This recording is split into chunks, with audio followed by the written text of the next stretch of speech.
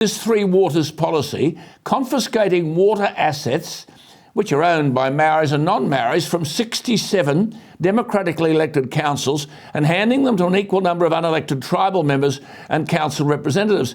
I read comments by the former Labor Minister Richard Prebble, who said a coup was underway in New Zealand by the Maori tribal elite. Do you agree with that?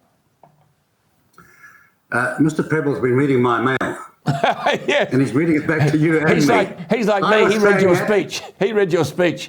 But you've called this co-government. It is co-government, isn't it? We're worried about this here. A voice to the Constitution, and yet Anthony Albanese, the Prime Minister, has said, well, I can't see any circumstance where we disagree with the expression of that voice. Don't know where that takes us. You're in that boat, aren't you? Well, I know where it takes you. I worked on the Snowy Mountain scheme, and I also worked for BHP in Newcastle in the good old days when, the industry was massive. I tell you, in my time in Australia and all the time since, and I've followed very closely Aboriginal affairs, there is no one Aboriginal voice. There are a multitude of different voices. And to claim that you can have a voice in front of the Australian Parliament that's unified is as ridiculous as saying, and I'm not interfering with Australian politics here, I just want to say, to claim that there's a unified Maori voice in New Zealand is equally ridiculous. Absolutely. I mean, in your instance, these are ratepayers, Maori and non-Maori, who've paid on this Three Waters thing, I think your speech said, for the pipes and the dams and the stormwater drains and the sewage plants, and that's being confiscated. And Ardern made no mention of any of this in her 2020 campaign manifesto, did she? Of course not. And here's the really serious thing is that they are so confused about the detail that the other day it emerged that they could actually lease this is the new corporation managing it, lease the asset out for 35 years.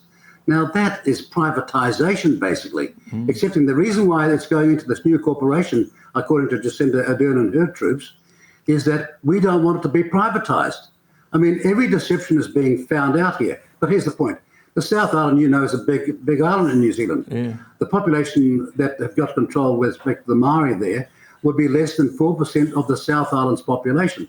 The whole lot of people in the South Island are from all backgrounds, European immigrants and what have you, including a whole lot of Maori who are not from the South Island.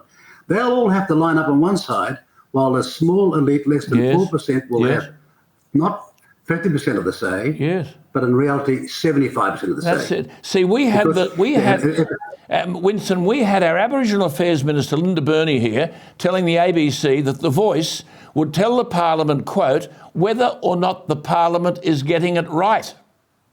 Hey?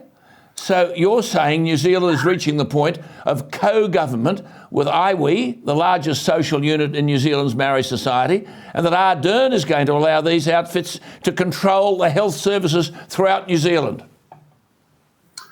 I heard that statement, and it came to me in reality in this conclusion. I've never heard so much sickly white liberalism in my long career in another country.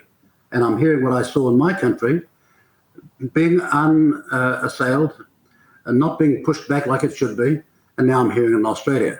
Well, what have we got to do? Winston, you're the most experienced politician, the longest-serving politician across the ditch, there and over here. What do we do? Well, you've got to ask people to take an interest in politics for a start. It's no time to be a spectator. It's no time to sit on the sidelines. This is a game that people have got to join.